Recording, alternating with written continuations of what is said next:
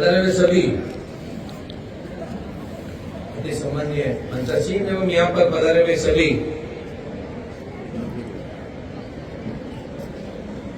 बाड़मेर वासियों को, कलेक्टर साहिबा, एसपी साहब, सभी अधिकारीगण, विद्यार्थी एवं यहाँ पर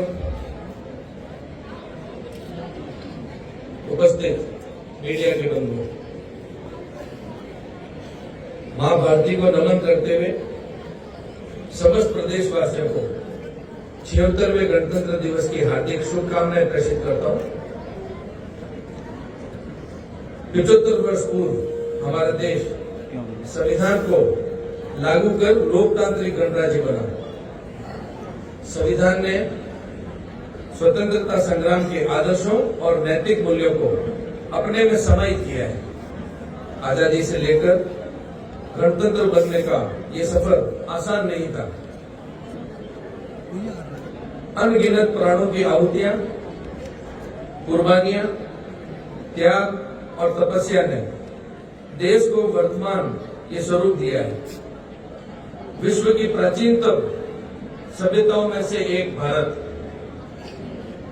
विश्व का एकमात्र ऐसा देश है जिसके पग पग पर बोली, पहनावा, खान पान, रीति रिवाज बदलते हैं। 5 कोस पर बदले पानी, 12 कोस पर बदले वाणी। राजस्थानी कहावत इसी अनेकता में एकता, हिंद की विशेषता को प्रकट करती है। विविधताओं के साथ देश की अखंडता और एकता को बनाए रखना आसान नहीं था। अलगाववाद, आतंकवाद, धार्मिक हिंसा, नक्सलवाद जैसी नापाक ताकतों ने कई बार सिर उठाया, परंतु देश ने मजबूती और साहस से इसका जवाब दिया। गणतंत्र दिवस का यह उत्सव हमारे अधिकारों, कर्तव्यों और स्वतंत्रता को संरक्षित करने वाले संविधान के सम्मान का प्रतीक है। नव पीढ़ी में इस दिन के महत्व के संचार के साथ यह दिन हमें याद दिलाता है कि हम केवल अधिकारों के नहीं बल्कि कर्तव्यों के भी भागीदार हैं।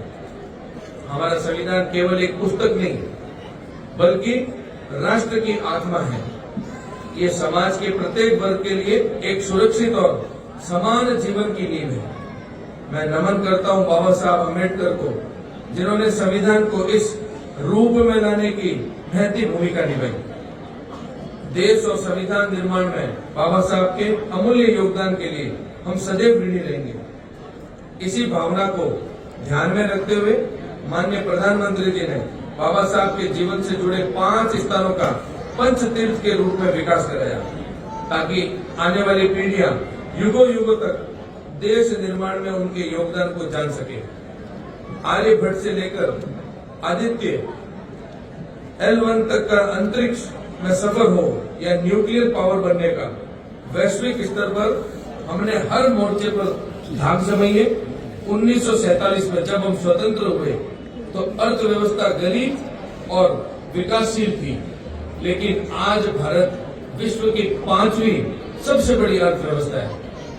केंद्र एवं प्रदेश सरकार उद्योग, व्यापार, कृषि, सेवा सहित सभी क्षेत्रों में महत्वपूर्ण निर्णय ले रही है, जिससे देश की अर्थव्यवस्था मजबूत हुई है और रोजगार के सुनहरे अवसर सृजित हुए हैं। लेकिन हमारी ये उपलब्धि तब तक अधूरी है जब तक कि ये समावेशी नहीं हो, सस्टेनेबल नहीं हो।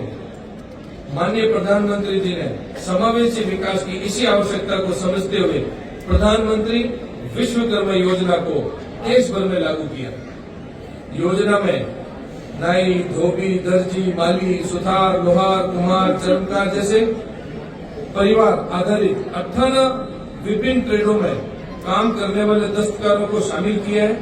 हमारा प्रदेश योजना के अंतर्गत लगभग 20.36 लाख पंजीकरण के साथ 6वें स्थान और लाभार्थियों को ऋण उपलब्ध कराने में देश भर में दूसरे स्थान पर है। माननीय मुख्यमंत्री श्री भजनलाल जी शर्मा के नेतृत्व वाली प्रदेश सरकार ने संविधान में निहित लोक कल्याण की मूल भावना को विभिन्न नीतियों एवं योजनाओं के माध्यम से साकार किया है। राज्य सरकार ने शिक्षा, खेल, महिला सशक्तिकरण, रोजगार, उद्योग के क्षेत्र में अनेक पहलों से समावेशी समाज का निर्माण किया है। राइजिंग राजस्थान समिट में लगभग 35 लाख करोड़ के एमओयू अब धरातल पर आने शुरू हो चुके हैं। ये नए निवेश राज्य के औद्योगिक परिवेश में बदलाव के साथ रोजगार सृजन के नए अवसर लाएंगे। $180 बिलियन राज्य अर्थव्यवस्था को $350 बिलियन की अर्थव्यवस्था बनाने का एक महत्वपूर्ण कदम साबित होगा। राज्य सरकार द्वारा 2,95,000 युवाओं को विभिन्न योजनाओं में 622 कौशल विकास केंद्रों के माध्यम से कौशल प्रशिक्षण प्रदान किया गया है, जो आने वाले समय में कौशल परक रोजगार प्राप्त करने में मददगार होगा। वर्ष 2024 में पेरिस में संपन्न पैरा ओलंपिक खेलों में अवनी लेकरा ने स्वर्ण पदक, सुंदर सिंह एवं मोना अग्रवाल ने कांस्य पदक जीतकर प्रदेश को गौरवान्वित किया। भारत सरकार द्वारा प्रदेश की सुश्री दिव्य कीर्ति सिंह राठौड़ को अर्जुन पुरस्कार और एथलेटिक्स प्रशिक्षक श्री महावीर सैनी को द्रोणाचार्य पुरस्कार से सम्मानित किया गया है, जो राज्य के लिए निश्चित ही गौरव का विषय है। बहादुर राव परमार द्वारा स्थापित बाड़मेर, संत मल्लीनाथ, बाबा रामदेव, संत खेतराम, खेमा बाबा, राजस्थानी साहित्यकार ईश्वरदान बारट के जन्म का साक्षी रहा है। बाड़मेर स्थापत्य, हस्तशिल्प और धार्मिक पर्यटन में भी विश्व भर में विशेष स्थान रखता है। प्रयागराज की पावन त्रिवेणी आज जहां महाकुंभ की साक्षी बनी है, वहीं सूर्या माता मेला के अर्ध कुंभ की साक्षी चौठन की धरा रही। थार महोत्सव, विष्णु धाम सोरडी का जम्बेश्वर मेला, मल्लीनाथ जी का पशु मेला, आलम जी का मेला, रानी भटियाणी का मेला, श्री खेतेश्वर ब्रह्मधाम आसोतरा, विराटरा माता, नागणेची माता, कपालेश्वर महादेव, नाकोड़ा भैरव, गरीबनाथ, पार्श्वनाथ और किरणों के मंदिर देश विदेश से श्रद्धालुओं को आकर्षित करते हैं। यही नहीं, बाड़मेर के वस्त्र आधारित हस्तशिल्प और रंगाई छपाई ने यहाँ की महिलाओं को वैश्विक पहचान दिलाई है, जो महिला सशक्तिकरण का श्रेष्ठ उदाहरण है। खनिज तेल और प्राकृतिक गैस की संपदा से धनी रहे बाड़मेर जिले ने पिछले कुछ समय में अभूतपूर्व प्रगति की है। जिले की अनवरत प्रगति सुनिश्चित करने के लिए किए गए प्रयासों में आईटीआई बाड़मेर में इंडस्ट्री 4.0 के दौर की तकनीकों के विशेष जैसे 3D printing, internet of things, multimedia, animation प्रारंभ किया जाना है। ग्राम पंचायत गुड़ामालानी, धोरीमना, सिंदरी, चौटन का नगर पालिका क्रमण, गुड़ामालानी में नवीन पॉलिटेक्निक कॉलेज, कवास, शिव, चौटन और गुड़ामालानी में आयुष्मान मॉडल सामुदायिक स्वास्थ्य केंद्र का विकास शामिल है। प्रदेशवासियों, हमारी युवा शक्ति हमारी सबसे बड़ी ताकत है, लेकिन मुझे ये कहते हुए बहुत दुख हो रहा है कि प्रदेश का युवा नशे की गिरफ्त में आ रहा है। मैं सभी युवाओं से आग्रह करता हूं कि वे आगे आए, नशे की गिरफ्त से बाहर निकले और अपने कौशल एवं प्रतिभा के बल पर राजस्थान और देश को नई ऊंचाई तक ले जाएं। अंत में मैं हमारे संविधान निर्माता बाबा साहेब भीमराव अम्बेडकर और उन सभी स्वतंत्रता सेनानियों को नमन करता हूं, जिन्होंने हमें ये लोकतांत्रिक व्यवस्था प्रदान की। आइए हम सभी मिलकर संकल्प लें कि हम राजस्थान और भारत को हर क्षेत्र में अग्रणी बनेंगे। एक बार पुनः गणतंत्र दिवस की सभी को हार्दिक शुभकामनाएं।